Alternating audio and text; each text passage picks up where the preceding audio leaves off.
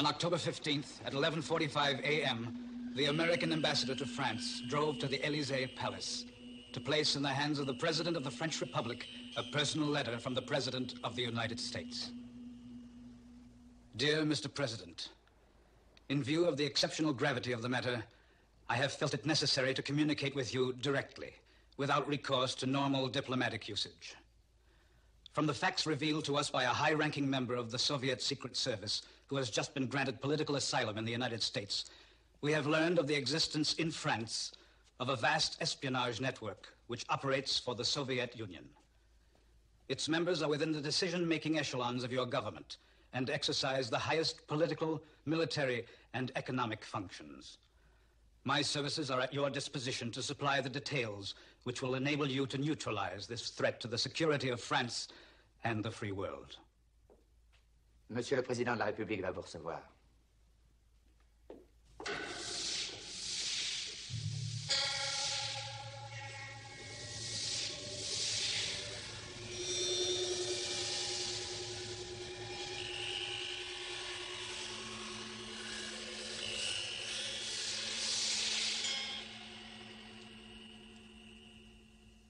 Paris, Orly Airport, September 15th, 4:20 p.m. Departure to Moscow, flight number 302, even boarding gate number 3. Départ à destination de Moscou, vol 302, embarquement immédiat, porte numéro 3.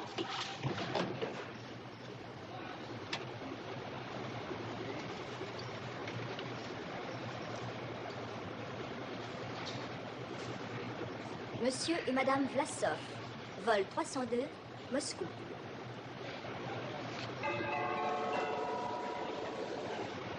Porte numéro 3. Departure to Agadir, Royal Maroc Air France flight 645, immediate boarding, gate number 45.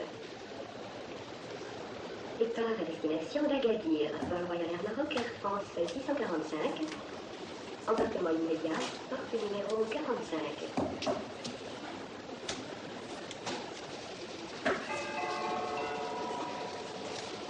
Departure to Istanbul, Turkish Airlines flight 982.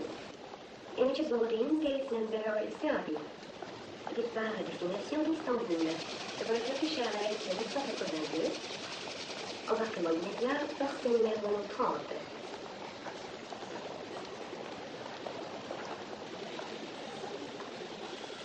A bottle of brandy, please. Oui, monsieur.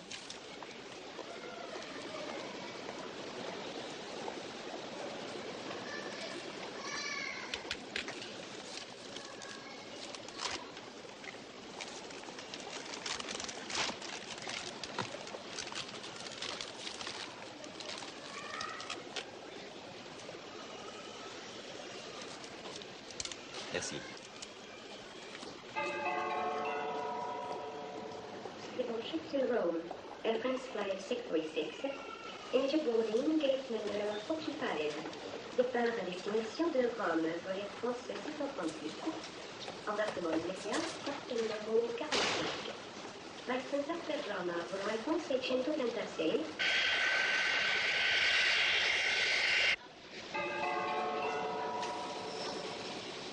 Mr. Vlasov, passenger of flight 302 to Moscow, is kindly requested to proceed gate number 3 for immediate boarding. Monsieur Vlasov. Monsieur Alexei Fedorovitch, Fedorovitch Vlasov. Deuxième conseiller à l'ambassade du RSS. Oui, à Paris. Il demande autoprotection. Non, il y a aussi sa femme qui est dans la salle d'embarquement. Monsieur Vlasov a peur que sa femme soit emmenée de force. We inform passengers that the flight 302 to Moscow will be delayed. Departure expected in 1 hour. Passengers are required to proceed to the bar where refreshments will be served. Nous informons les passagers que le vol 302 à destination de Moscou est retardé d'1 heure. Les passagers sont priés de se rendre au bar où des refreshments... Он шел в посадочную и вдруг бросился к двери полицию аэропорта. Тут, около. Я ничего не мог сделать. Да. Хорошо, я попробую.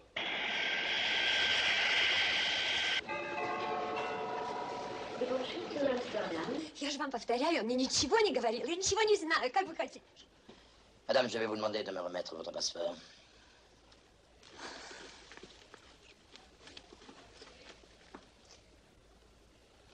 Soyez sans inquiétude, madame, un représentant de notre ministère des Affaires étrangères va arriver. Le premier secrétaire de notre ambassade est également en route. We inform passengers that the flight 302 to Moscow will be delayed due to the late arrival of the incoming aircraft. Lunch will be served.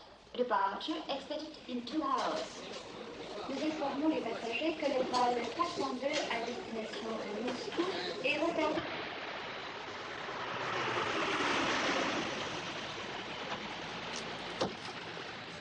Carbon, directeur de l'aéroport, mon adjoint. Ces messieurs de l'ambassade soviétique sont déjà dans la salle des conférences. Si vous voulez me suivre.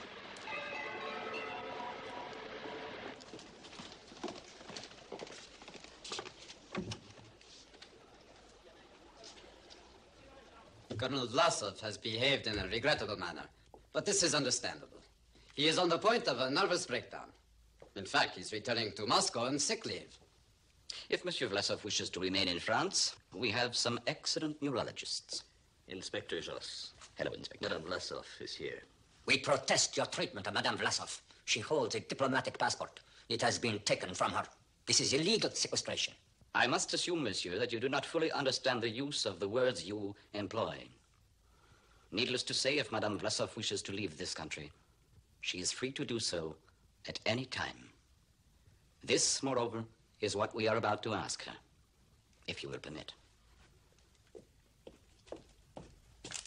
Would you please come in, madame? No, Madame Vlasov. Sit down, please, madame.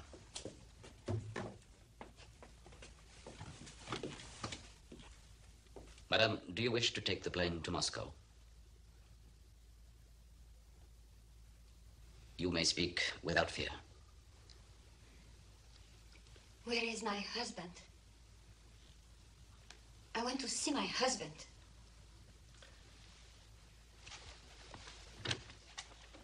Monsieur Vlasov, please.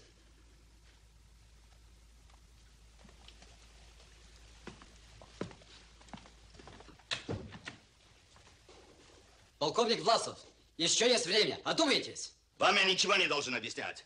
Monsieur, if you cannot speak French, you will kindly restrict yourselves to English. Алексей, что случилось? Что значит?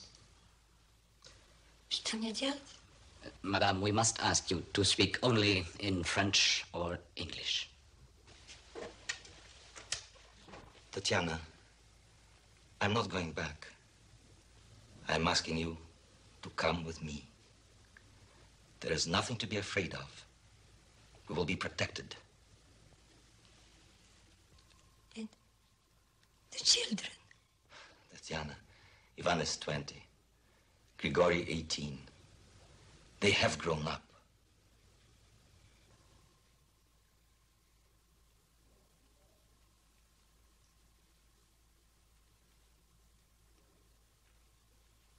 I'm going home.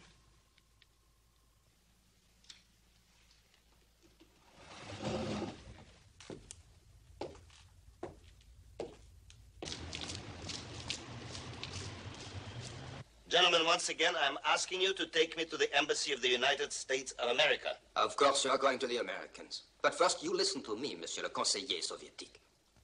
You are Colonel Alexei Vlasov of the KGB. We have been watching you for months. Try to understand our position. We cannot let you go off like that. We are not running a travel agency. Pick me up at the airport, drop me off at the American embassy. You have to give us something for all this. Look, we are asking very little, comrade. Answer one question for us. One little one. And we're even. If it weren't for us, you'd be on your way to Red Square. You owe us something. It is true that I requested your protection. Now I'm asking you to take me to the embassy of the United States.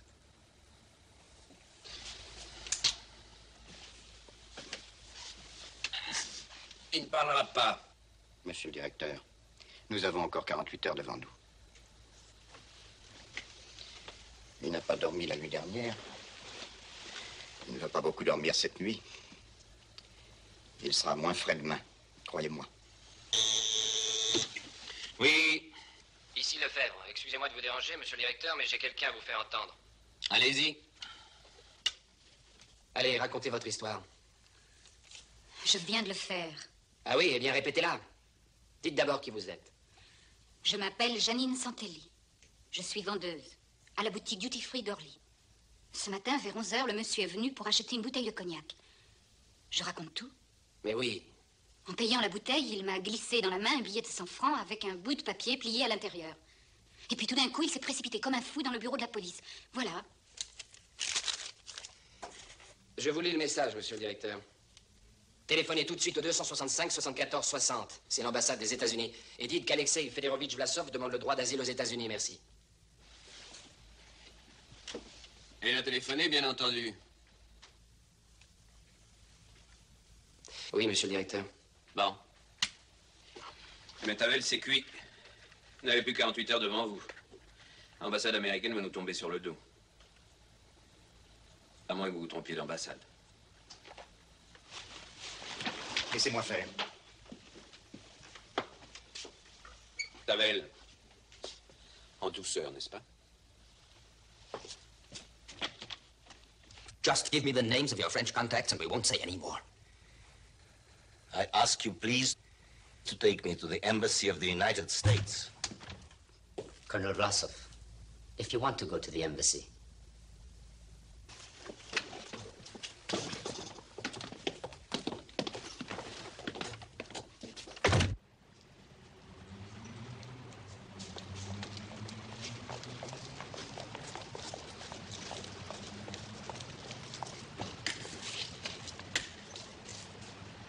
À l'ambassade soviétique.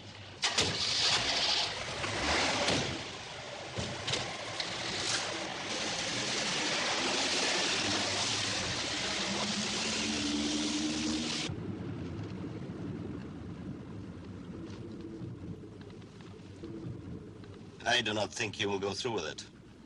You'll know in 1 minute. You're committing a professional blunder. I know. Oui, je comprends parfaitement, monsieur le ministre. Mais permettez-moi de constater qu'une fois de plus, les affaires étrangères ne tiennent aucun compte des impératifs de notre travail. Vlasov est un gros morceau. Oui, oui, bien sûr. Je m'incline, oui, oui. Mais je le déplore.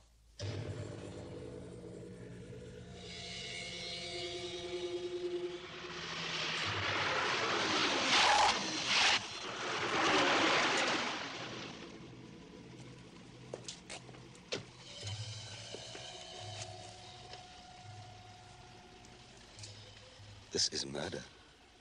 It is suicide.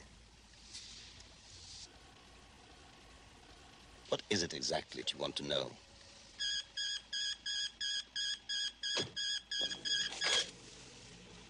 Tavel, vous m'entendez? Où êtes-vous? Devant l'ambassade soviétique, monsieur le directeur. Entrez immédiatement. Monsieur le directeur. Entrez immédiatement.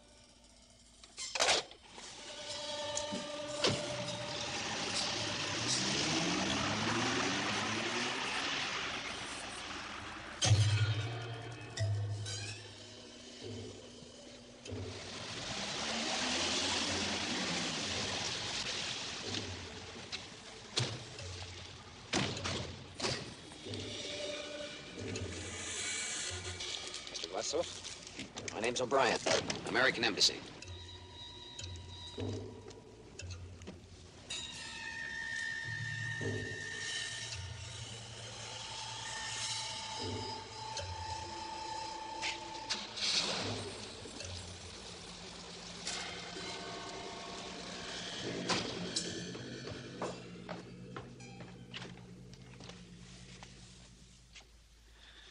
Vous m'avez appelé 3 minutes trop tôt. Il allait craquer. Vous n'avez pas eu grand-chose, Tavel. Vous savez bien que la France n'a pas les moyens de se payer un transfuge.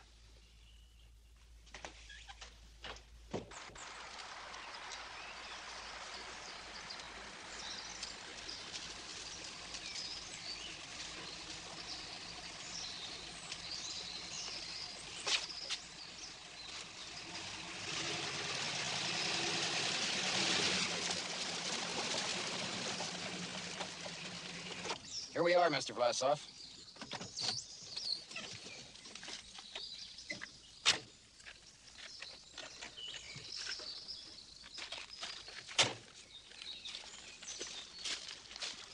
Smoke Americans?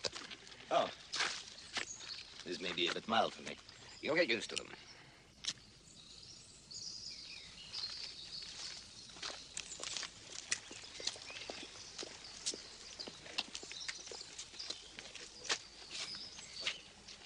Your plane will leave in half an hour. You should be in Washington at 2:30 p.m. local time. Have a nice trip, and good luck. Thank you.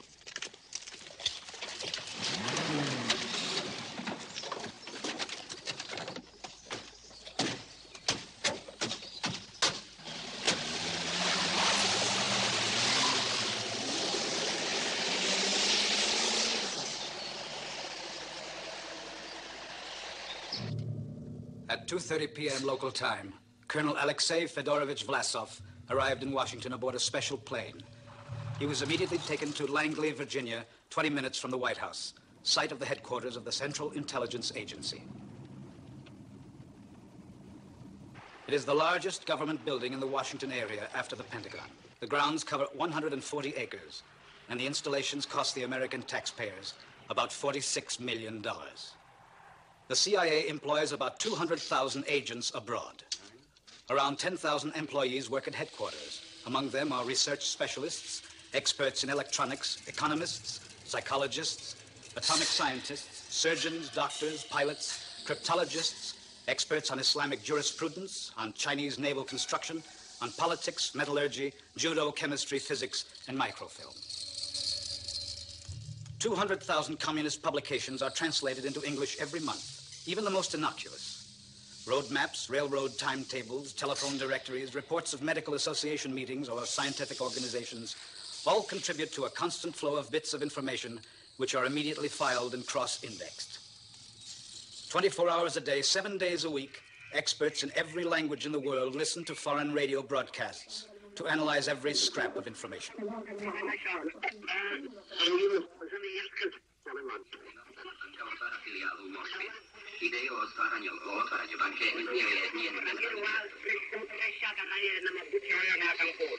Machine translation computers working at 30,000 words an hour, a special microfilm laboratory, ultra-high-speed duplicating and printout machines, 40 million punch cards are among the devices which give the CIA the most extensive files in the world. And finally, of course, there are the unpublicized activities, the special operations of the clandestine services. Often their responsibilities are to support the government in some countries, to foment rebellion in others, and sometimes to bring down a government. The New York Times has estimated the CIA's annual budget at $1 billion. One man believes that it's never too expensive to be informed. That man is Alan Davies, Mr. CIA, autonomous director of this gigantic organization, which has often been called a state within the state. It was in this nerve center of American intelligence that Alexei Fedorovich Vlasov was to undergo his first test, the lie detector. Do you intend to tell the whole truth? Yes. How old are you? 50. I was born the 11th of July, 1922, in Leningrad. When did you arrive in Washington? 3 days ago. When did you decide to choose freedom? Freedom is a very personal conception. Answer the questions as asked, Mr. Vlasov. Do you love your children? Yes. Have you ever had sexual relations with a girl underage? No. Have you ever wanted to have sexual relations with a girl underage? No. Have you ever had any sexual relations with a man? No. We are now in question 388. Have all your answers been truthful up to this point? Yes. No, I've not been entirely truthful because your line of questioning has been stupid and obscene. Mr. Vlasov, please answer yes or no only. Did you ask for political asylum in the United States? Yes. Did you do so with the intention of acting against the interests of the United States? No. My action was not directed against the United States. It was directed against the tyrants who rule my country. I love my country. Once again, Mr. Vlasov, yes or no only. Please. How long have you been married? 21 years. Do you still have sexual relations with Mrs. Vlasov? Under the circumstances, it would be rather difficult. When was the last time you had sexual relations with Mrs. Vlasov? Now you listen to me. I'm Colonel Alexei Fedorovich Vlasov of the KGB. I left my family. I risked my life and traveled 5,000 miles because I have urgent and important matters to reveal to the government of the United States. Not to go over every detail of my private life for a bunch of frustrated sex maniacs. Shall we continue, Mr. Vlasov? When were you last unfaithful to Mrs. Vlasov? You probably already know, but I will confirm it for you. 1 month ago, with one of your compatriots.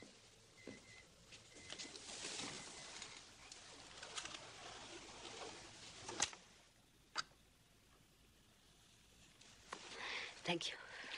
Mrs. Lee, as a loyal American, you must realize that My husband is American. I am Italian. Madam, where did you meet Mr. Vlasov? In Paris, at a party at the British Embassy. Who introduced him to you? We didn't need an introduction. I looked at him. He looked at me. And we left the party together. Wasn't your husband there? My husband is hardly ever there. We see each other once in a while, but that evening he wasn't there. So you left with Mr. Vlasov. Where did you go? To my hotel. What impression did he make on you? Quite an impression. You don't find many men like him anymore. Too bad. Mrs. Lee, we're talking about Colonel Alexei Vlasov of the KGB, one of the top espionage specialists in the Soviet Union. During your conversations, he may have revealed things which could be of great interest to us.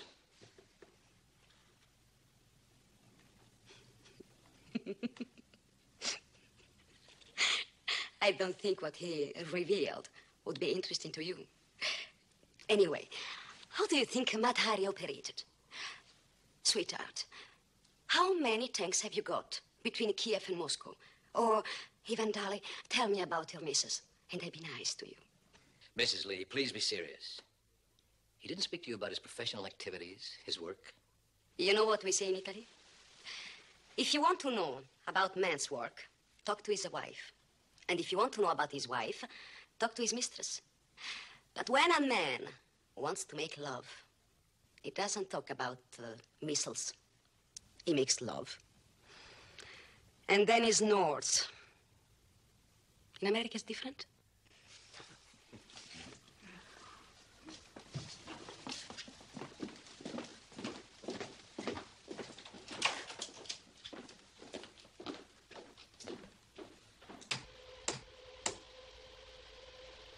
All right, Fred, we're ready.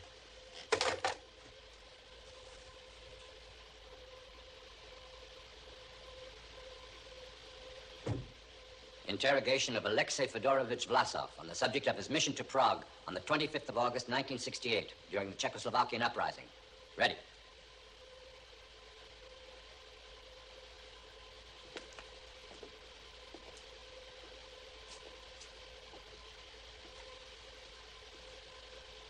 Mr. Vlasov, who signed your mission orders for Prague? Colonel Makarov. He was in charge of the People's Democracy section at the time. What was the date on which you received the orders? It was during the last week of August 1968. I cannot tell you the exact date. Mr. Vlasov, why were you chosen for this mission? I had worked a great deal with Melkishev, our authority on Czechoslovakia. You stated that Colonel Makarov was your chief of section at that time? That is correct. Mr. Vlasov, are you certain that Colonel Makarov was in charge of the People's Democracy section in August of 1968? No, you're right. Kanedevsky was still chief of that section. Then how do you explain the fact that Makarov signed your mission orders to Prague? Kanirevsky was on vacation in Crimea. Makarov was filling in for him. Tell us about your trip to Prague. There's nothing to tell. I took the plane in Damascus and landed in Prague. Non-stop, Mr. Vlasov? No, I changed planes in Nicosia. No other stops?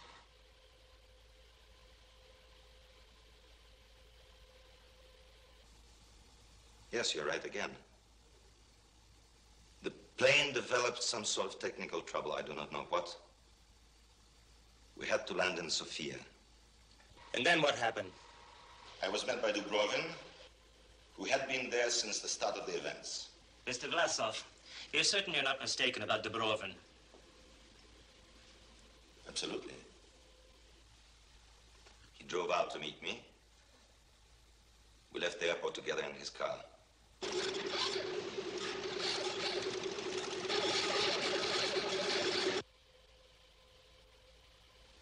Nikolai Adrianovich Dubrovin.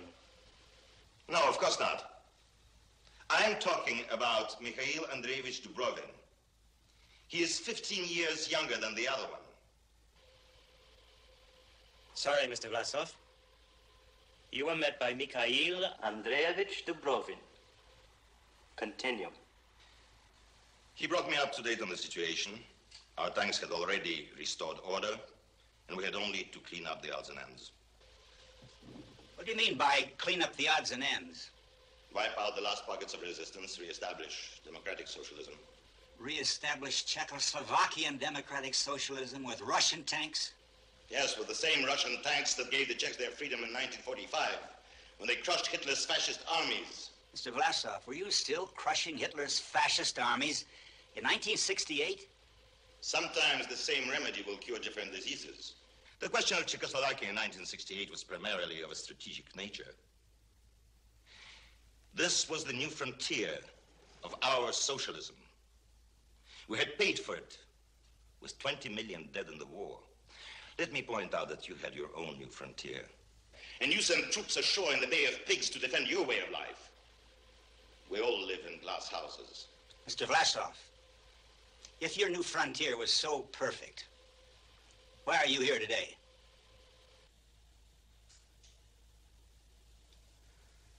I am here because of Stepan Pavlovich Ivanov.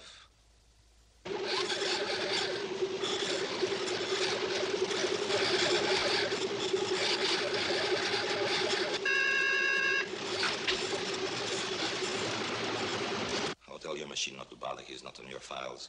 He's a shoemaker. He had his shop in the basement of our block of flats in Moscow. He'd lost his two sons in the war, one in Stalingrad, the other one in a submarine. One night, I was coming home after midnight, and I saw a light. Stepan was bent over an old shoe, trying to make it into something usable. And as I watched him, I realized that I had spent a lifetime molding, manipulating, purging, breaking men down to make new men, better men. But for Stepan, 50 years of revolution had changed nothing. What was I to do? In my country, you do not fight the system from within.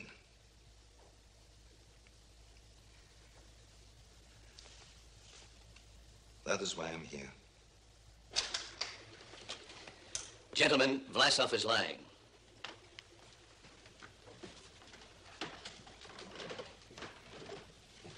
The key question was number 390, which concerned his real intentions toward the United States. Did you do so with the intention of acting against the interests of the United States? No. My action was not directed against the United States. It was directed against the tyrants who rule my country. There's your lie, gentlemen. Okay, we're ready. Vlasov lied. It certainly wasn't love of Mother Russia that brought him to Washington. Nor was it pity for his poor old communist cobbler. Let's look at the real reason. Moscow, May 1st, 1964. Excited crowds gathered to cheer the annual military parade. Nikita Khrushchev takes his place in the reviewing stand, surrounded by high military officials and Communist Party leaders. In accordance with strict protocol, Marshal Rodion Malinovsky, the Soviet defense minister, is the last to arrive at the reviewing stand.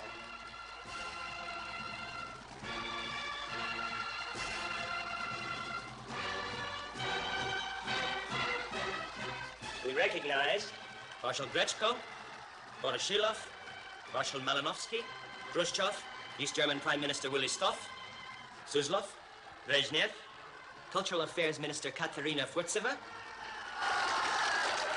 Ivan Kuglov, Nikolai Komenkev, Tavashin, Vydensky, Kirov, Colonel Alexei Fedorovich Vlasov, and Vrubovsky. Kirov had been in the Khrushchev camp for 15 years. When Vlasov marries his sister, Tatiana, he starts up the party ladder fast. But his talents justify the climb. With everyone in place, the parade begins. The students of the Frunze Military Academy, Voroshilov, Malinovsky, and Khrushchev salute. The Soviet Army's Lenin Political Academy. Brezhnev, Furtseva, and Mikoyan watch the procession. Representing the Soviet Navy, the sailors of the Baltic Fleet. The tank unit.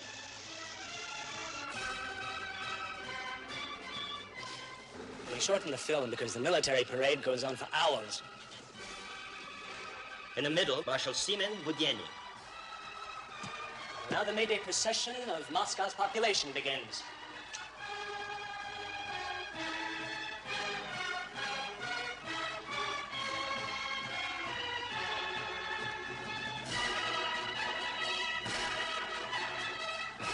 It's interesting to note that Soviet cameramen, no doubt following orders, always include Vlasov in every film showing military and party leaders. Flowers for Khrushchev, for Kirov, and also for Vlasov. We see Vlasov growing steadily more important as a member of Khrushchev's first team. A group that Khrushchev's rivals will later refer to as the personality cult. That was May Day, 1964. A few months later, in October, Khrushchev falls and is replaced by Brezhnev. Look carefully at the short documentary of the Communist Party Congress.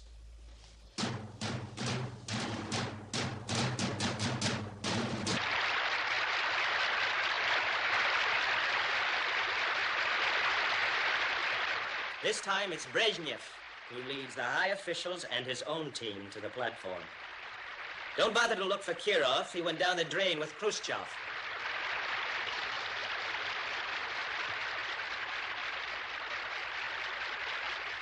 Товарищи делегаты, дорогие гости, товарищи, наши возможности неисчерпаемы. Naturally, our friend Vlasov has lost his place in the sun as well. You can spot him in the back rows of the hall. Just another face in the crowd, and he's back in his colonel's uniform.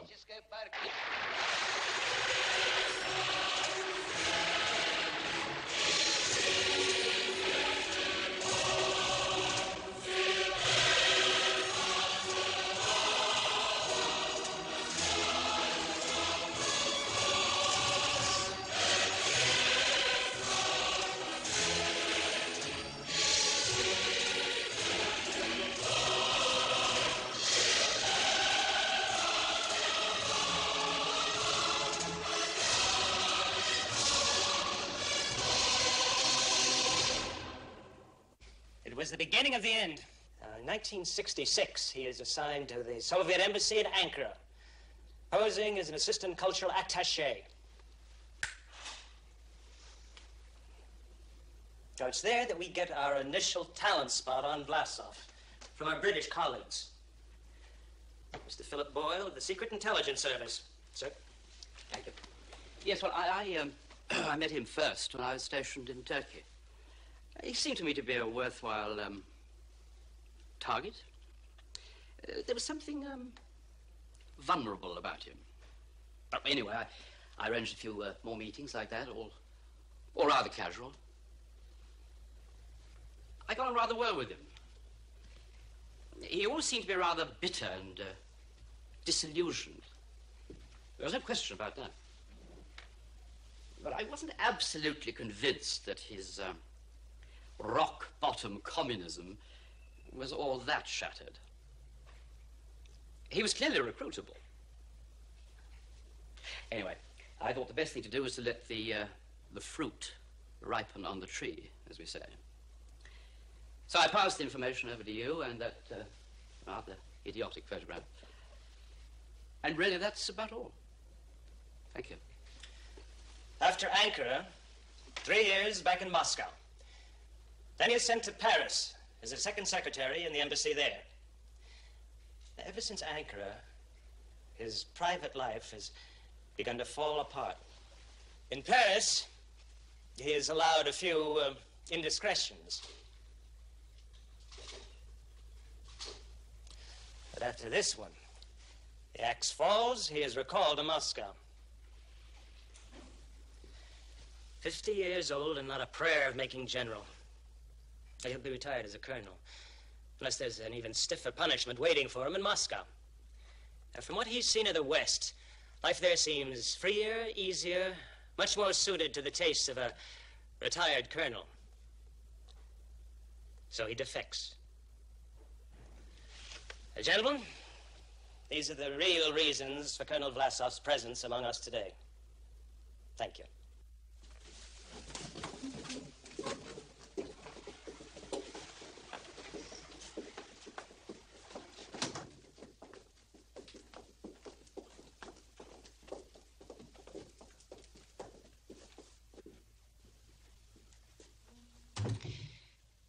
You know, I think our Mr. Vlasov is a frightful liar. Sure he's lying. I'd be worried if he didn't. Yes, I suppose you would. Vlasov's like anybody else, a little paranoid around the edges, but who isn't in this business? He wants to be able to live with himself, even if it means living with a traitor. What do you expect him to say? That'll teach the sons of bitches not to promote me. Hell no, he needs a little something more noble. So he works up a lie about tyrants and poor shoemakers. I kind of like his lies. They ring true. You leaving tonight? Yep. Due in London tomorrow.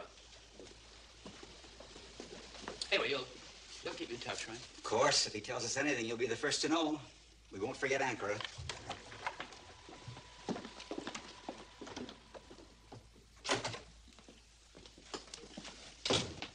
I'm Ellen Davies. I know. Mr. Vlasov, you're going to be our guest for the next 6 months. Of course, we'll do everything we can to make your stay a pleasant one. Thank you. Okay.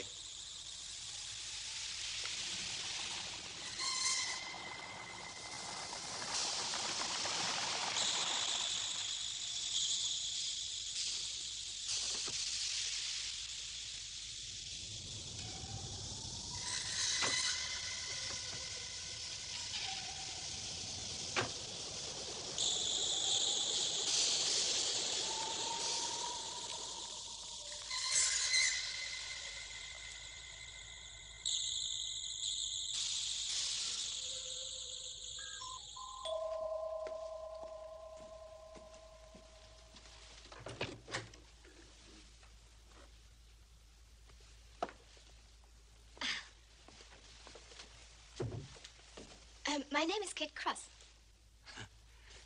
I'm here to keep you company. You don't say. I could be your housekeeper, your secretary, your friend, you name it. How much are they paying you for these, special services? Plenty.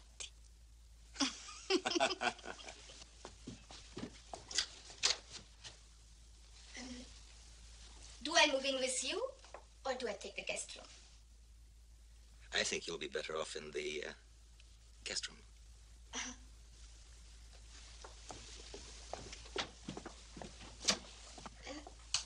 You know, if you like to change housekeepers, It's not a problem. I won't be hurt. Ah, not at all. You're a perfectly lovely housekeeper. And under any other circumstances, I would have been absolutely delighted. Then what's the problem?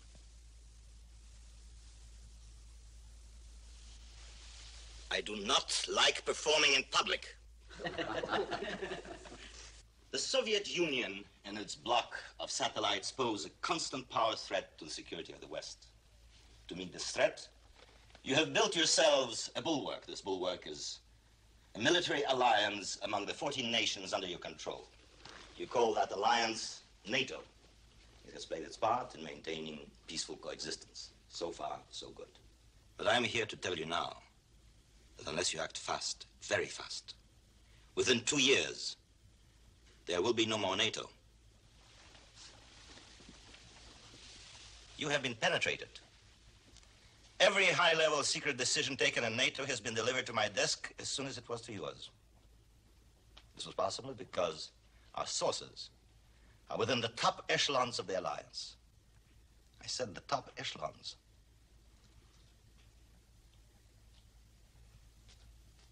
You have the names?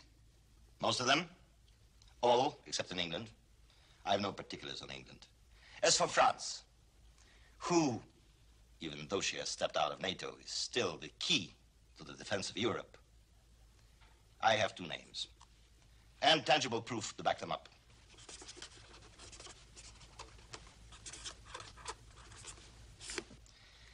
Your weakest point is West Germany. There, I have a number of names.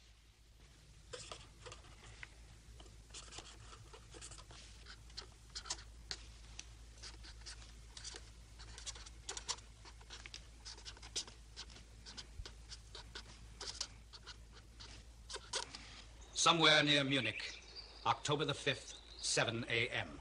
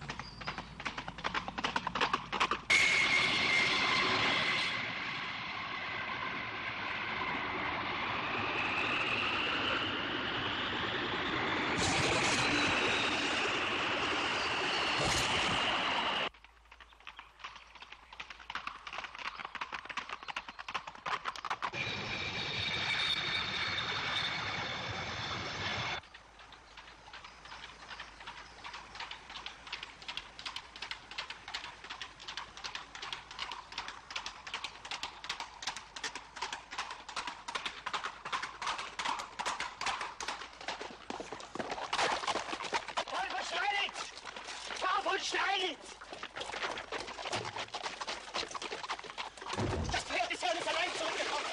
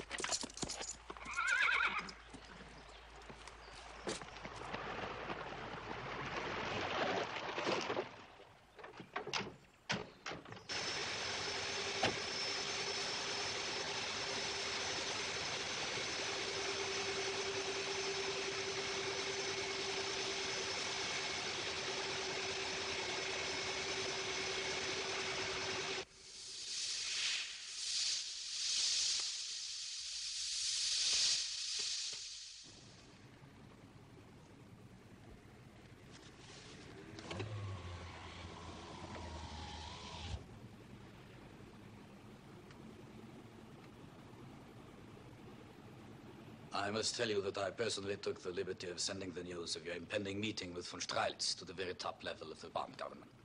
You what? I stopped all NATO-coded message traffic for 2 days. I sent you a personal representative to help you set up this meeting in absolute secrecy, then you spill the whole thing to your people in Bonn. I couldn't avoid it. You are chief of the CIA, and you come for a secret meeting with General von Streilitz, commander-in-chief of Germany's defense forces, and obviously I cannot conceal it from my own authorities. Now, in about an hour, you're going to be able to tell them that their General von Streilitz is a Soviet agent, and that there are others.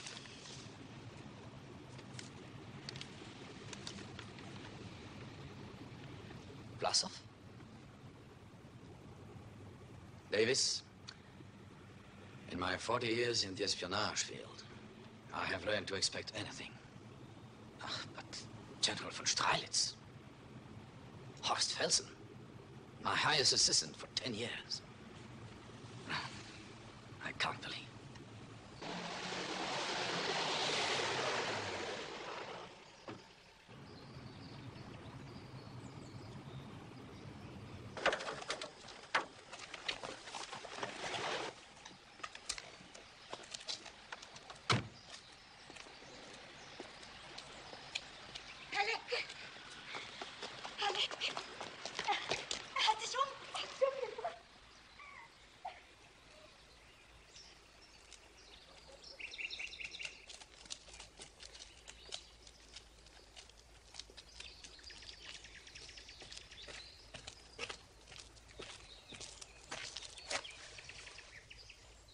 Suicide. Perhaps the best solution. It means no scandal. Terrific. No scandal. But that's not the end of it. What are you going to do about Felsen? Felsen is on vacation. On the Königssee, a lake in southern Germany. October 8th, 8:30 a.m.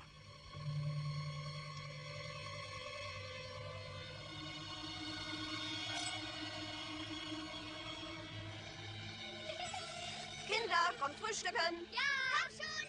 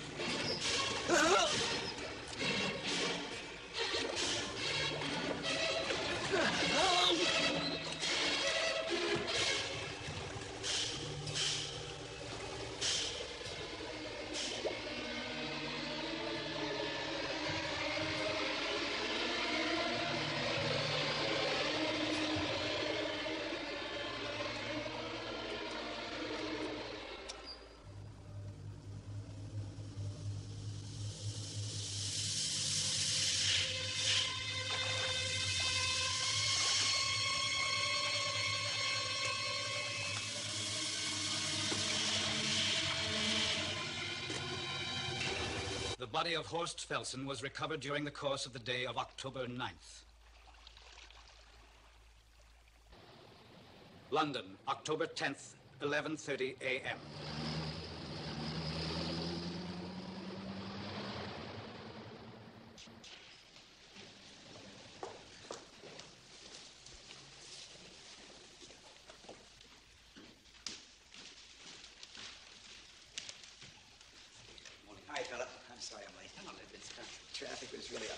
London always seems to snarl itself up before it's Oh, I should count it out.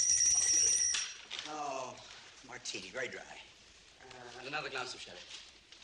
Have you been having this, Mother? 5 days of it solid, but it's better than fog. How's the flight? Not bad. I didn't have to leave too early. Have to be back in Washington tomorrow. Tomorrow?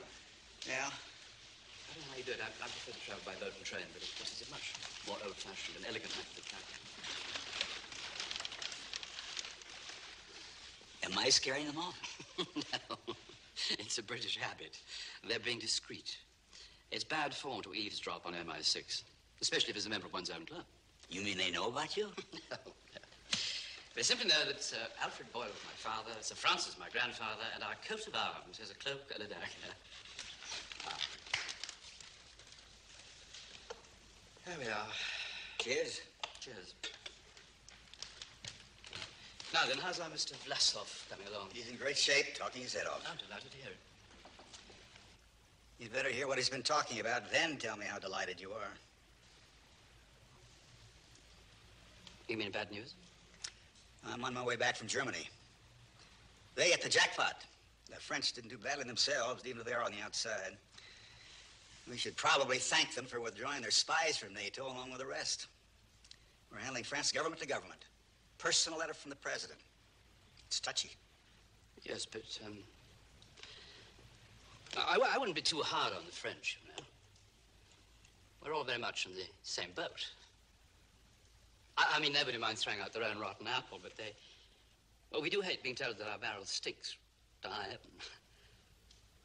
Anyway, what about lunch,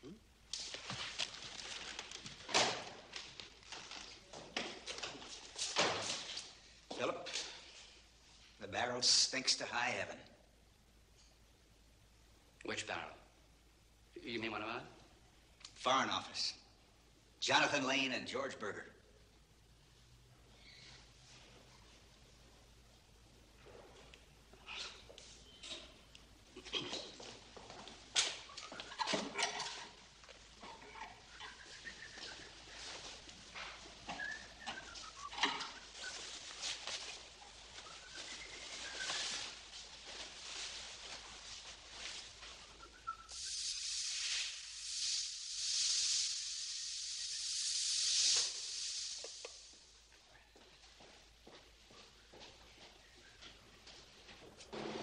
Munich, October 15th, 10 a.m.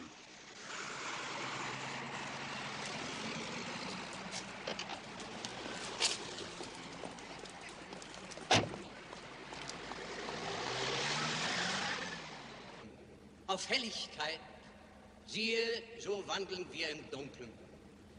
Wir tasten wie die Blinden entlang einer Mauer und sind im Düstern wie die Toten. Olaf Deisenhofen, Otto von Diersching, Wilhelm Friedrich Ludinger, Michael Darenhaupt, Hans-Georg Lindequist, Theodor Siegenhardt, Horst Felsen.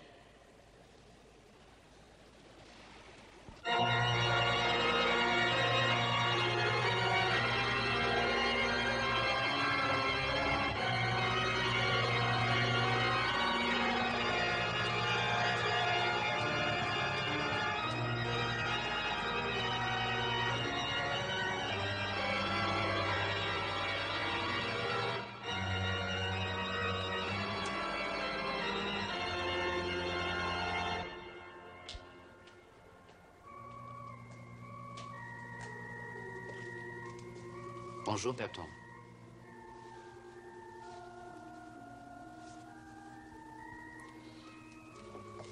Poor Felsen. He couldn't even manage a funeral to himself. Did you know the family? I've spent a few weekends with them. They have a cottage by a lake. Nice place to get away from it all. You're being a bit heavy-handed, old Dan. What are you talking about?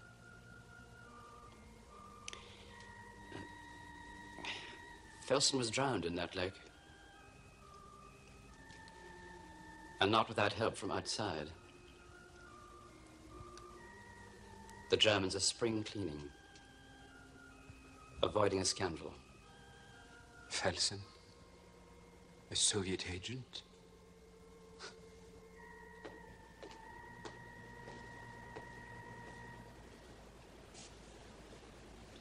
Heute ist unser Vaterland in Trauer. But why this masquerade?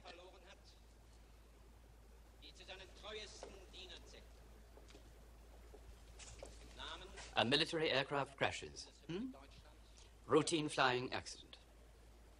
7 bodies. Throw in Felsen. 8 coffins. No scandal. Felsen was on Vlasov's list. Now do you see how stupid you were to get out of NATO? Nobody tells you bloody frog's a thing, you know. Yes. Yes, he was on the list. I see 3 possibilities. First, Felsen unmasked, kills himself. Second, Felsen is suicided by the Germans to hush the affair. Third, Felsen is liquidated by the Russians to keep him quiet. Yes. Vlasov's done a very good job on us all. We're beginning to find Felsens everywhere we look. You too? The Foreign Office. Lane and Berger.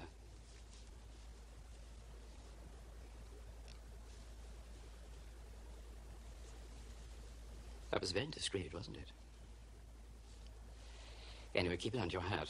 We haven't moved yet. In any case, we shall all be sharing our secrets in the common market soon. How are things with you? I was told to be at the Élysée Palace at 4 this afternoon. We'll receive the names from the president himself. Every single spook in the business is here to have one last sniffle over poor old Felsen.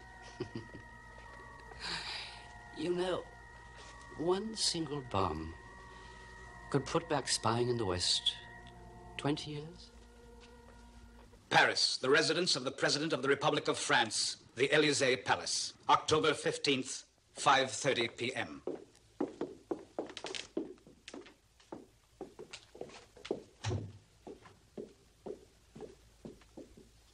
Monsieur le Président de la République va vous recevoir.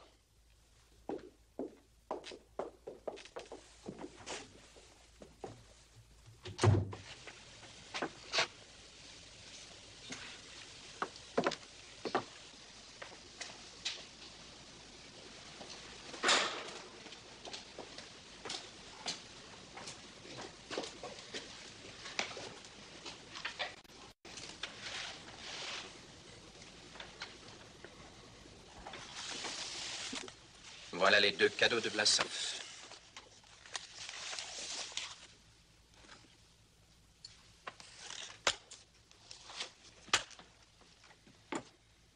Monsieur Tavel, le gouvernement m'a chargé d'assurer la continuité de cette maison jusqu'à la fin de l'enquête sur le cas Berton. Ceci pour vous dire que ma présence ici est provisoire et que, bien sûr, je compte sur vous pour m'aider dans cette pénible tâche. Deval s'occupe d'avoir le rapport technique sur les ennuis de transmission de nos sous-marins atomiques. Nous avons apprécié sa fourniture sur les ventes d'armes en Afrique. Elle a fait déjà belle. Dans une huitaine de jours. Parfait. Pour notre prochain rendez-vous, celui se contactera par la filière normale. Stupéfiant, non? Pas tellement. C'est le dernier acte. Le début est là-dedans. Sous l'occupation allemande de 42 à 44, Lucien Berton travaille pour la propagande nazie. À la Libération, procès.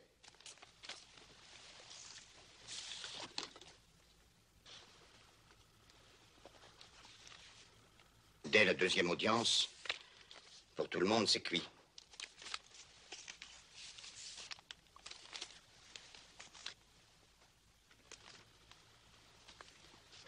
À la dernière minute, Berton sort le témoin miracle. Gribowski. Qui déclare, Monsieur le Président, l'accusé faisait partie de mon réseau et tout ce qu'il a fait, c'était pour la résistance. Or, 3 ans plus tard, nous retrouvons Gribowski, fiché comme agent soviétique. Conclusion? Monsieur le directeur, si vous êtes Gribowski, qu'est-ce que vous dites à Berton? Je te blanchis, mais tu travailles pour moi. Je vous signale enfin que lors du passage de Vlasov dans notre maison, c'est Berton qui m'a suggéré de le ramener devant l'ambassade soviétique pour le faire parler. Qu'en pensez-vous, monsieur le directeur? Eh bien, je pense que vous voilà à la place de Berton.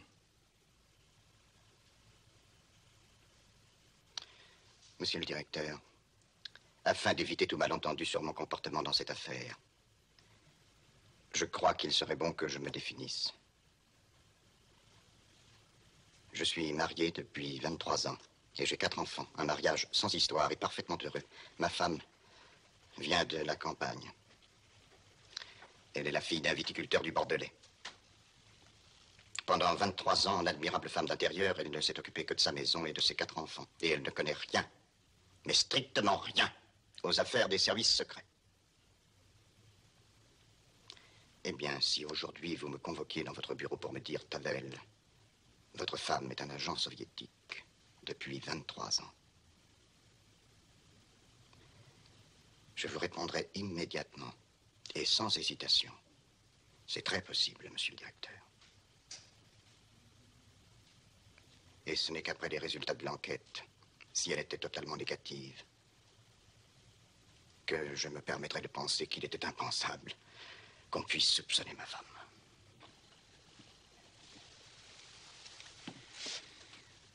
Quand on m'a donné le choix entre la préfecture de Saint-Lô et la réorganisation de ce service, j'aurais mieux fait de choisir Saint-Lô.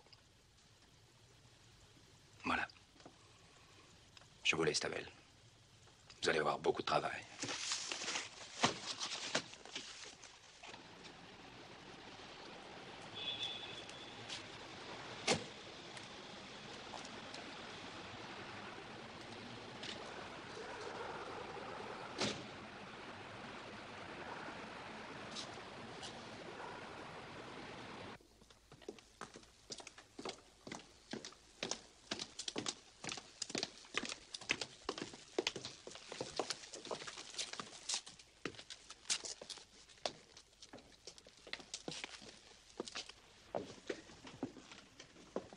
Commissaire divisionnaire Tavel, je vous remercie d'être venu, monsieur de Val. Mais je vous en prie. Mais j'avais rendez-vous avec monsieur de Bécourt. Monsieur de Bécourt va vous recevoir dans quelques instants. Nous sommes désolés d'avoir à vous imposer cette épreuve. Quelle épreuve? Non, ce sera très court. Si vous voulez prendre place. Je pense qu'il est préférable que je vous laisse seul. Je vous retrouverai tout de suite après.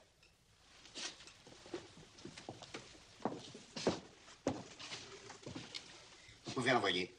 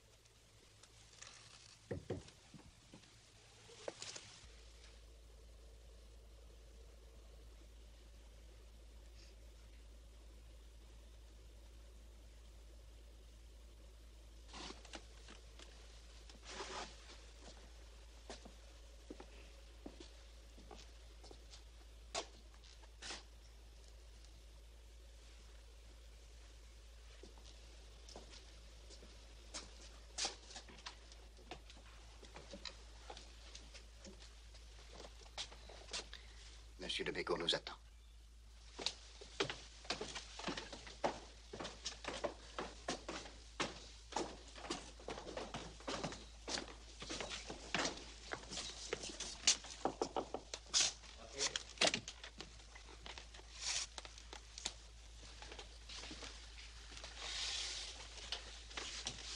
Asseyez-vous, je vous en prie.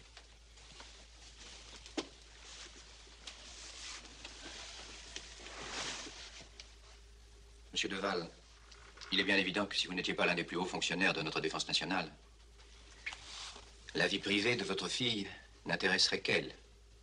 Et ce film ne nous aurait pas été communiqué par nos collègues allemands.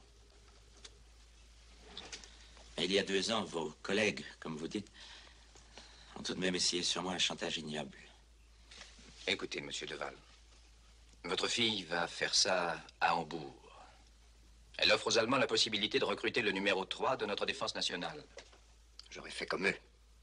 C'est donc à ce moment-là, monsieur Deval, que vous faites appel à Berton. C'est ça? Oui, je le connaissais. C'était naturel, non? Ce qui est peut-être moins naturel, c'est que vous l'ayez contacté sur le plan privé. Car nous n'avons aucune trace ici de cette intervention. Mais qu'est-ce que vous auriez fait à ma place? Une conférence de presse? Berton me promet d'étouffer l'affaire et il le fait. Que voulez-vous de mieux pour vous? Et pour moi? Oui, nous le savons maintenant. Berton intervient auprès de Felsen, qui avait monté l'opération allemande contre vous, et les choses en restent là.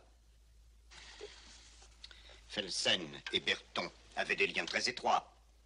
Oui? Eh bien alors? Alors? Qu'est-ce qu'il vous a demandé, Berton, en échange? Berton? Mais rien du tout, c'est une plaisanterie. Mais faites-le venir immédiatement.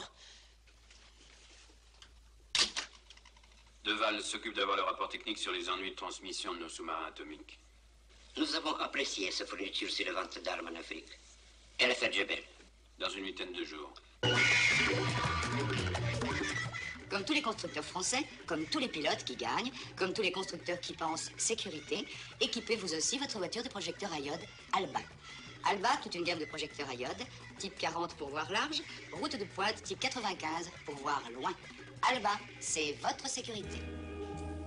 Pour que votre moquette garde sa souplesse, son velouté et sa couleur, il faut la nettoyer avec Clean R2. Clean R2 détache à sec et ravive les couleurs très facilement. Clean R2 pour que vos moquettes gardent l'aspect du neuf. Clean R2 en vente chez votre droguiste. Il est 19h30, vous êtes à l'écoute d'Europe 1. C'est maintenant l'heure du débat d'Europe Soir que vous présente Georges Leroy. Bonsoir à tous. Nous recevons ce soir Lucien Berton, directeur du contre-espionnage français. L'homme de l'affaire Berton, celui dont le métier était de se taire jusqu'à présent, sort de l'ombre pour répondre à vos questions. Il vous suffit d'appeler Alma 9000 et dans un instant, il va vous répondre. J'appelle d'ailleurs tout de suite notre standard car je crois qu'il y a déjà de nombreux appels.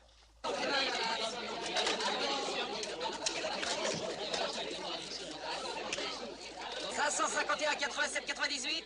Monsieur Riera, restez en ligne, ça va être à vous.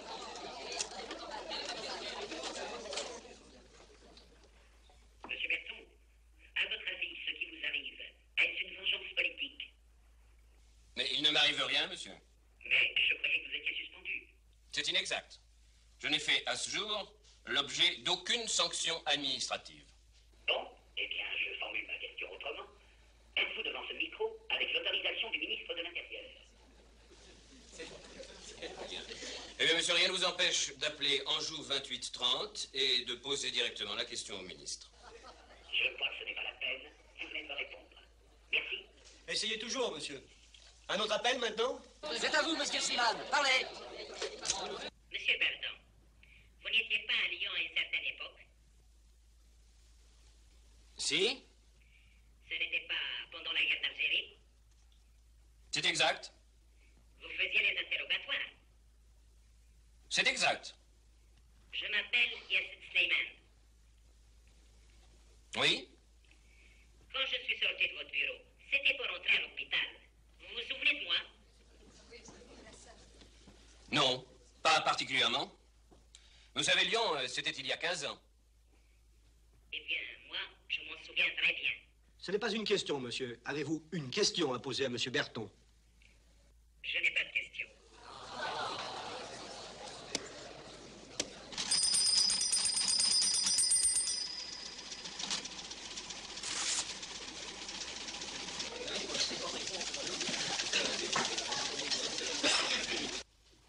peu près tout ce que je peux vous dire au sujet de l'affaire Ben Barka. En tout cas, en ce qui me concerne. Et maintenant, monsieur Berton, si vous voulez bien, une page de publicité. Nous retrouverons vos correspondants au téléphone dans quelques instants. Demain matin, dans votre café, les Galores. Tiens, et pourquoi? Parce que Galore, c'est le bon lait concentré non sucré. Parce que Galore, c'est un somme de lait de qualité qui, seul, peut vous donner un café au lait meilleur que jamais. Pour redécouvrir votre café au lait, Galore. Après cette page de publicité, monsieur Berton, nous reprenons notre conversation. Question suivante. Monsieur Berton, je vais être franc. Avez-vous des contacts personnels avec des agents de l'Est? Parfaitement, monsieur. Chaque fois que j'en arrête. Monsieur Berton, notre prochain interlocuteur, votre prochain interlocuteur sera Gilles Delarue, notre correspondant permanent à Londres. En effet, une dépêche vient de tomber sur ses téléscripteurs et ce soir, l'actualité se confond avec notre débat. Donc j'appelle Londres Gilles Delarue. Eh bien, ça y est. Après les suicides allemands, après ce qu'il est convenu d'appeler l'affaire Berton en France, l'Angleterre, à son tour, connaît son scandale d'espionnage. La bombe a éclaté ce soir. 2 hauts fonctionnaires du Foreign Office, Burger et Lane, viennent de passer à l'Est. L'intelligence service recherche activement par quelle filière ils ont réussi à gagner Moscou.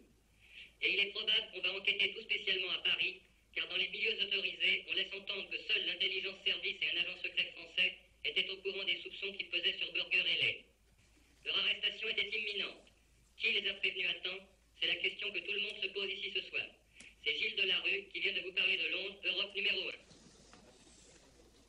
Alors, monsieur Berton, ma question va être très courte. Qu'en pensez-vous? Mon Dieu, qu'est-ce que j'en pense? Si vos informations sont exactes... Vous en doutez? Non, non, c'est pas ce que je veux dire, mais enfin... On nous dit que messieurs Burger et Lane auraient été prévenus par un agent secret français ou par un membre de l'intelligence service. Ben, ça nous fait quelques milliers de suspects, ça, non? Alors je crois que le mieux, c'est d'attendre les résultats de l'enquête. Bien sûr, alors, monsieur Berton, j'espère que nous vous retrouverons autour de ce micro pour commenter les résultats de cette enquête. C'était notre dernière question, car le temps qui nous est imparti est maintenant dépassé. Je vous rappelle que demain, nous recevrons le président directeur général de Matra, qui nous parlera en direct d'auto, Formule 1, 24 heures du Mans. Monsieur Berton, il me reste à vous remercier d'être venu au rendez-vous d'Europe numéro 1. Bonsoir à tous et à demain.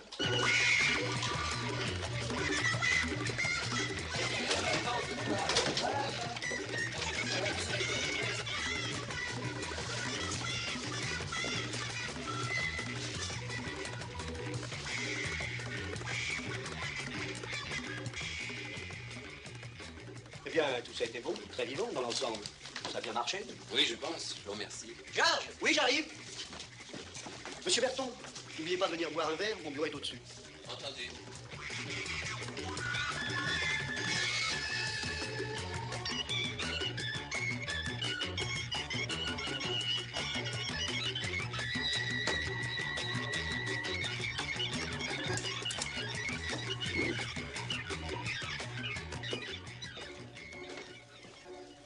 Lucien, Ah. Tu étais là? j'ai essayé de te téléphoner toute la matinée. Ça ne répondait pas.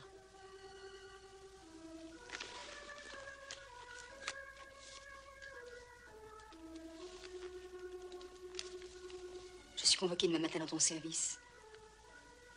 Qu'est-ce que tu crois qu'ils vont me demander?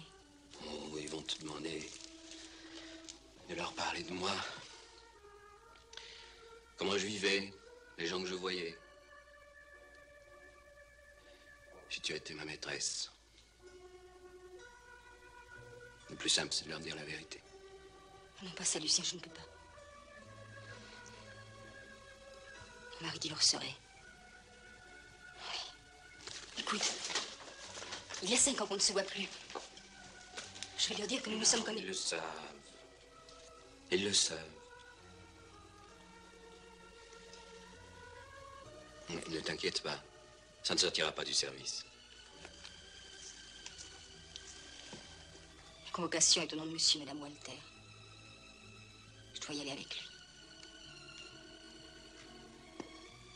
Lucien, si tu ne fais pas quelque chose, ma vie est foutue. Qu'est-ce que tu veux que je fasse? Tu vois bien où j'en suis.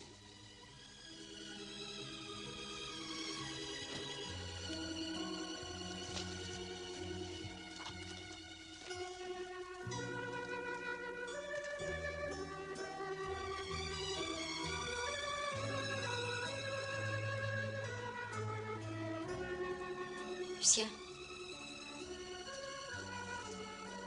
C'était vrai l'histoire de l'Algérien?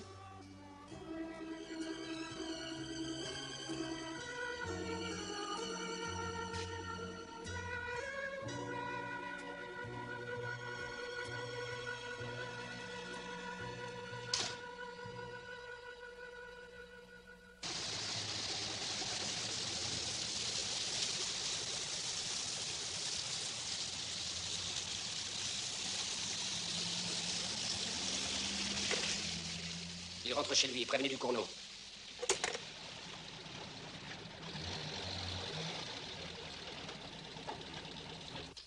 Dis donc, c'est un vrai coup de pouce, ce truc-là.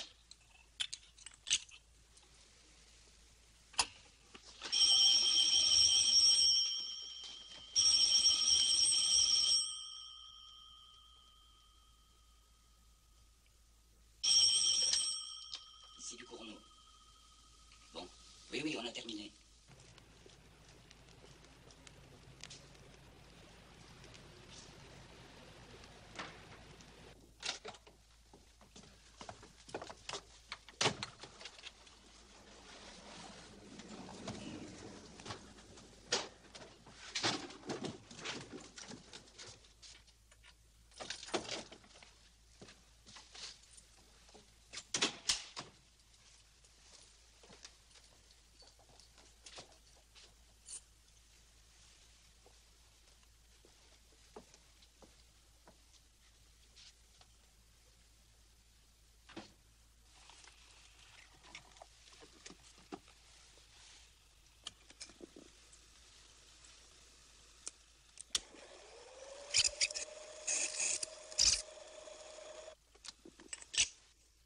C'est un vrai coup de pouce, ce truc-là.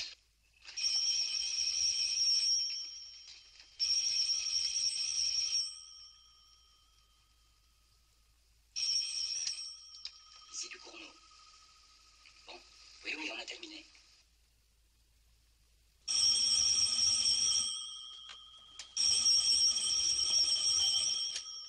Allô? Oui, c'est moi. Non, ne parlez pas. Donnez-moi plutôt un numéro où je pourrais vous rappeler. Très bien. Je vous rappelle dans 5 minutes.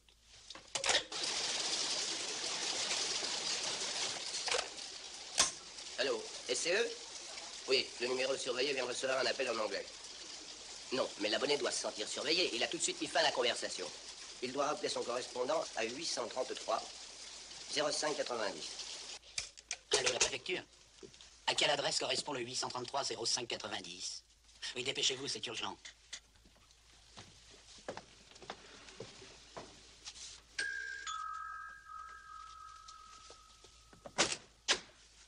Bonsoir, monsieur Berton. Bonsoir. Ah, tiens, on vient de vous entendre. C'était bien, très bien. Merci. Mon téléphone est en dérangement. Ça ne vous ennuie pas que je me serve du vôtre? Bien sûr. Allez-y. Merci. Bonsoir, madame. Bon, merci. Ça vient de l'aéroport du Bourget. Trop loin. On arriverait trop tard. Allô? Allô, Lefebvre? Il vient d'avoir un contact. Il y a du rendez-vous dans l'air. Ne le lâchez pas. D'accord.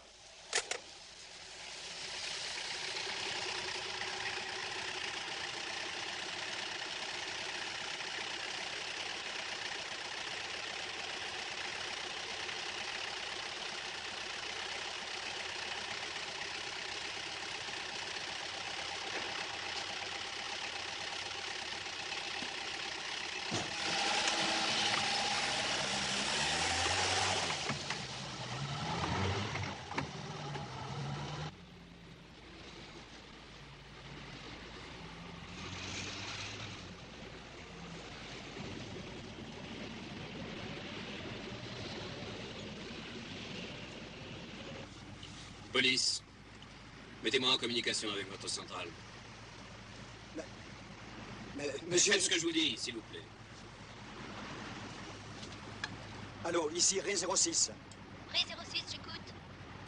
J'ai un client qui est de la police et qui voudrait vous parler. Allô? Écoutez-moi bien. Sur le pont Birakem, dans la direction Birakem-Passy.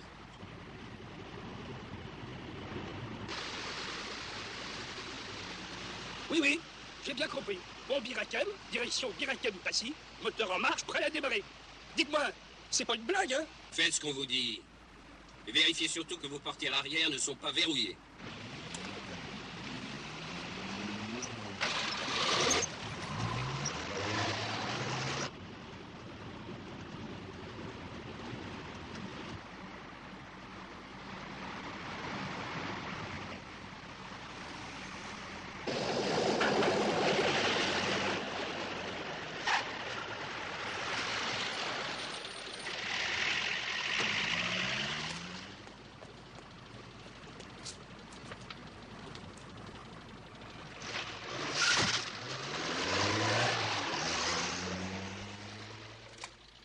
Il vient de sauter dans un taxi garé en sens inverse. Quelle compagnie? G7. Appelez-moi la G7.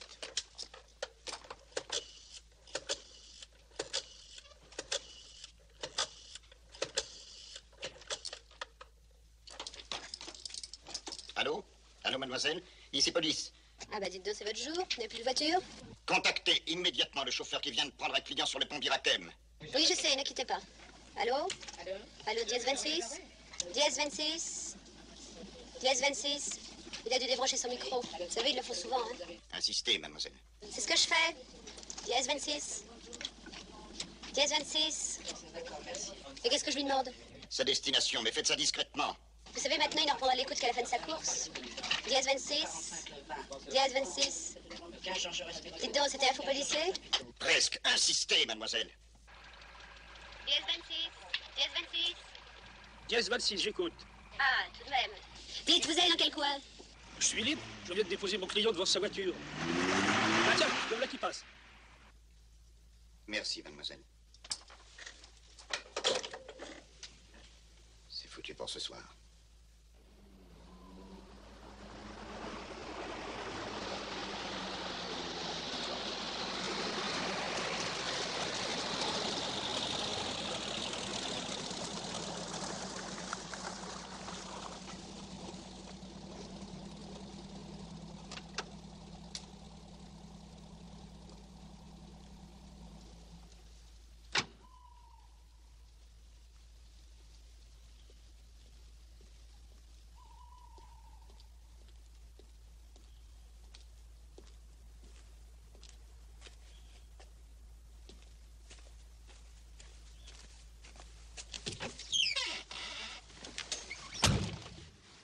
Good evening, Bertrand.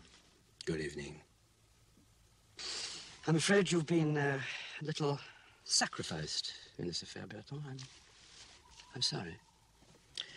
I'm beginning to understand. Vlasov blew the cover on Menenberger. You wanted to warn them without being suspected yourself. So you let their names slip out at Felsen's funeral. Then there were two others who could have passed the word.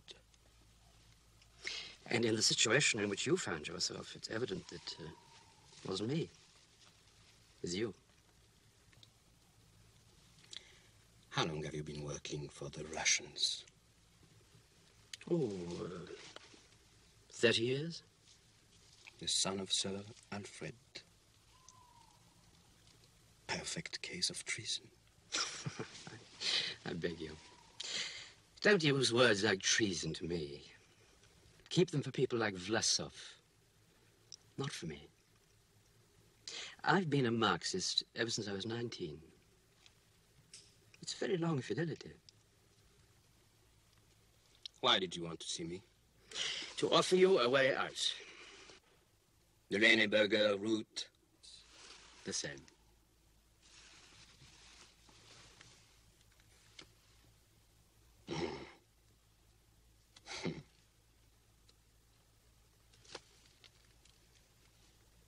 I'm not going to Moscow.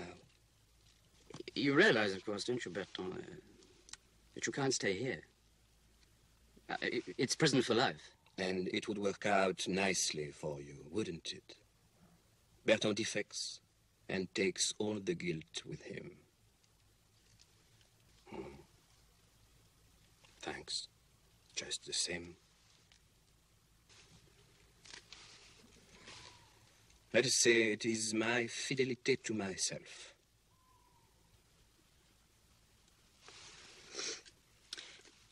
How would you say in French, think it over. Réfléchissez.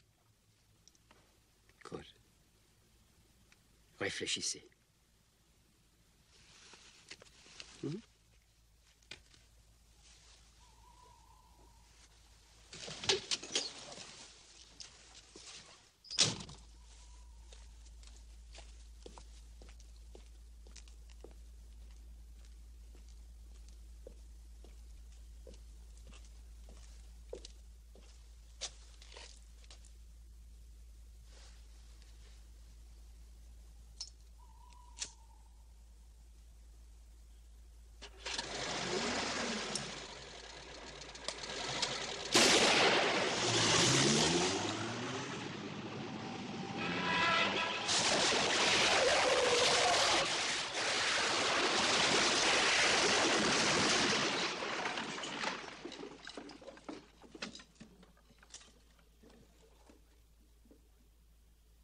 Langley, March 15th, 4:30 p.m.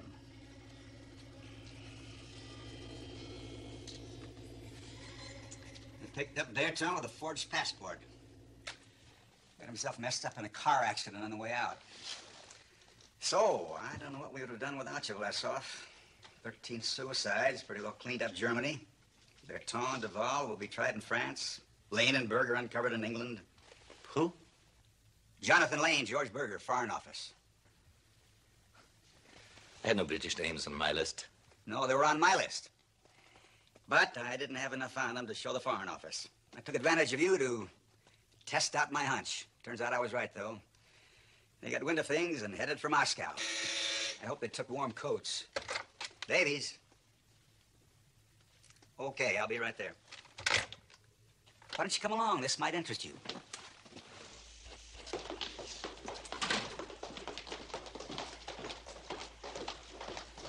The list is complete. Is there any need for me to remain here? 6 months is a long time for a man to be cut off from the world. You'd be leaving us today. But I'd like you to see the plant before you go. This is our spectroanalysis laboratory.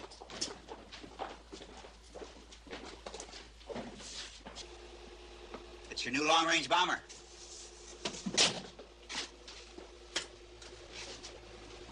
We knew everything about it except the key factor, its range.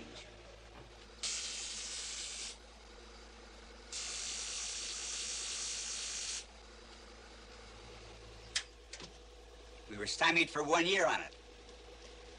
Then we got our hands on that.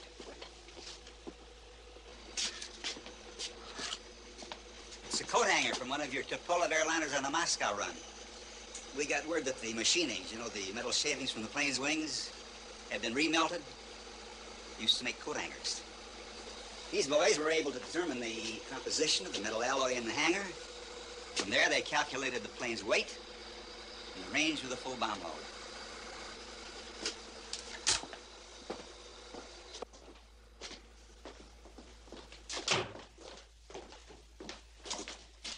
This is where we tinker with sight and sound. No doubt your people have one of these. Probably. What is it? We call it the organ. Can we have a little concert, Pete? I have all of Mr. Vlasov's tapes here, sir. Sit down, Mr. Vlasov.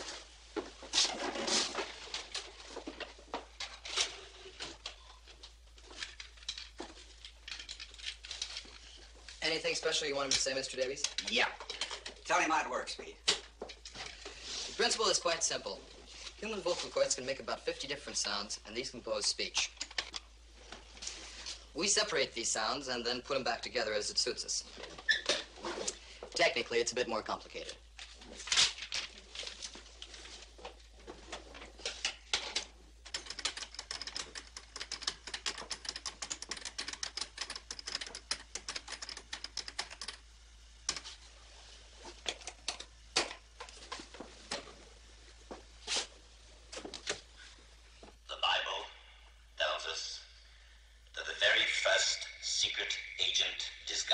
himself as a serpent and convinced Eve to taste the apple. Nice gadget, huh? Very nice. We have one just like it. I know. This is Aram Atamian, one of our cut and paste experts. put together a slideshow you should see. Sit down.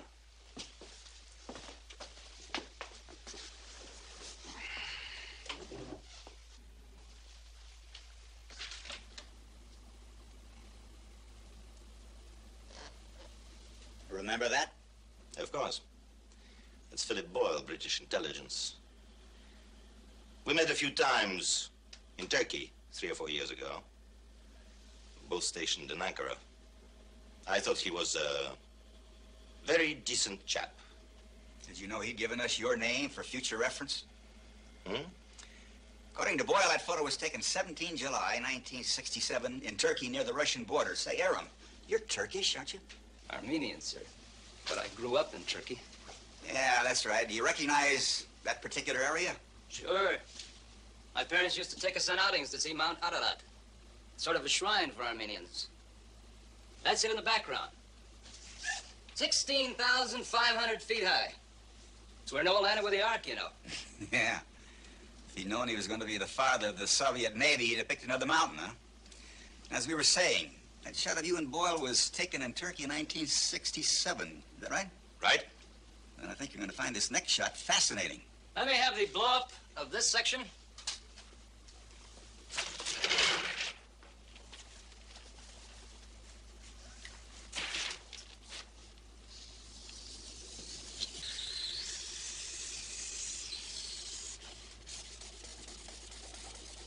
Notice that the peak is on the left in this shot.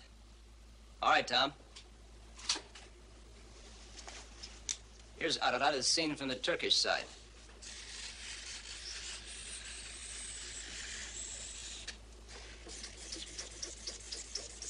Now the peak is on the right.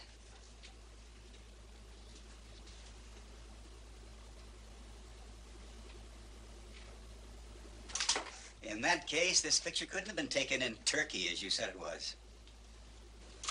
In fact, the Soviets used this same angle in their official tourist photo, with the peak on the left. Your memory was a little out of focus, comrade. You didn't meet Boyle in Turkey. You met him in the Soviet Union.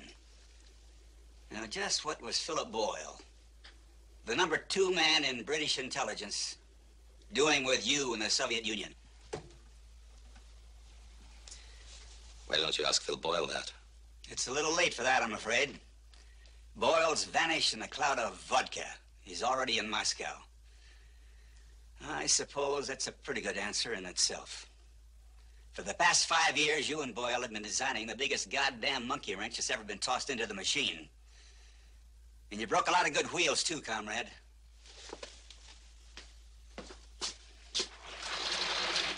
All right, Tom. General von Strelitz. Sigurd von Nassau, Adolf Schellenberg, Professor Manfred Brunner, Dr. Joachim Hess, Fritz Bender, Hans Ebert, Horst Felsen, De Waal, and Lucien Berton. You branded them as traitors. Every last one of them was clean. Boyle cut them down. We bought the murders as suicides. I accidentally threw a wrench into your works when I added Lane and Berger to your list. Boyle couldn't figure it out. Couldn't contact you, so he tipped off his pals, tried to lay it off on Berton, but he missed. He panicked, and he ran. Now then, Comrade Vlasov, do you still claim that you're not here to act against the interests of the United States? I believe I have already answered that question. In front of a lie detector. That's right, you did.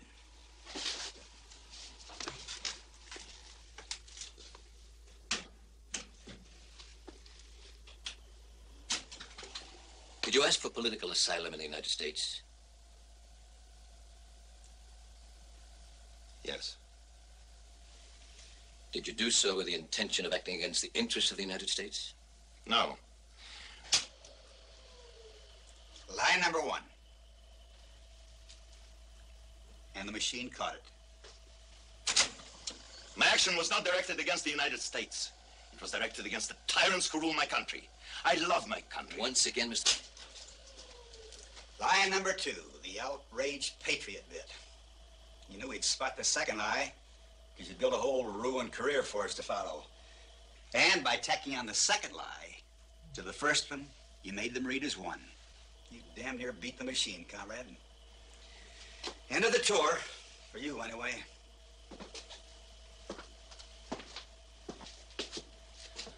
You need 2 more portraits to complete your album, Mr. Davis. Yeah, whose? Mine. And yours. I know.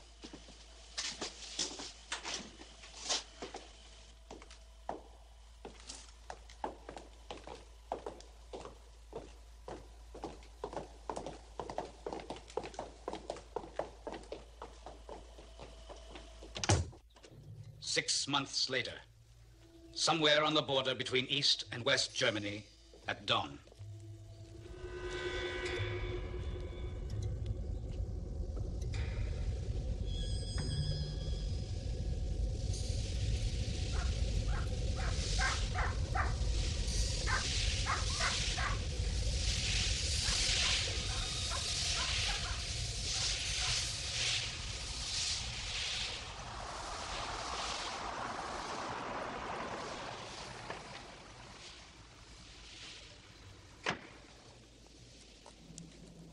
Nice to see you, Berton.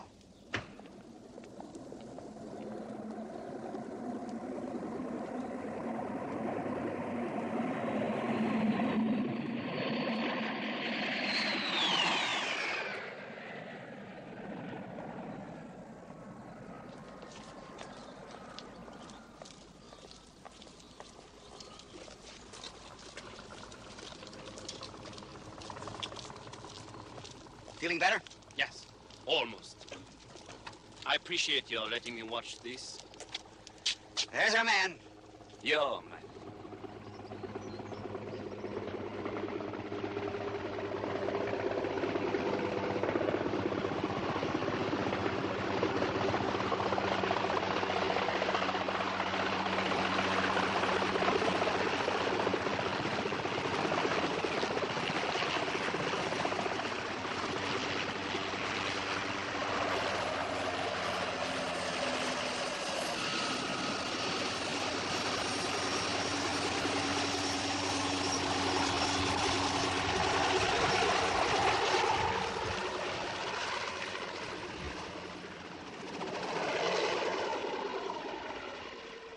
I would have bet he'd get the electric chair, for 30 years at least.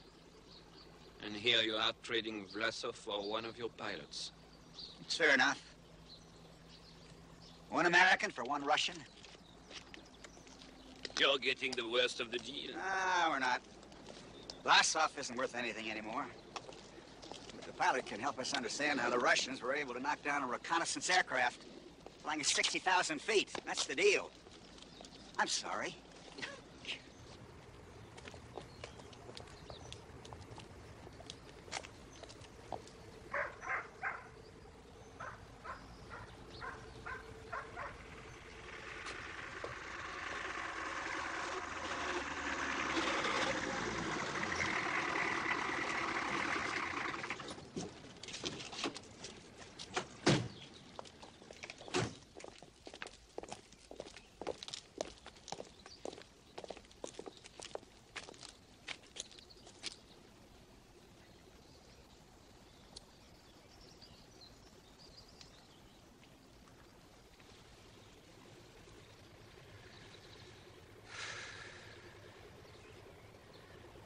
I'll miss these.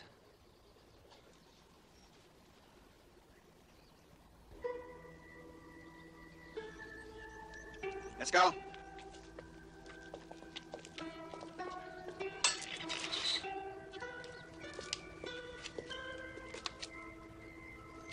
Check him out, Connolly.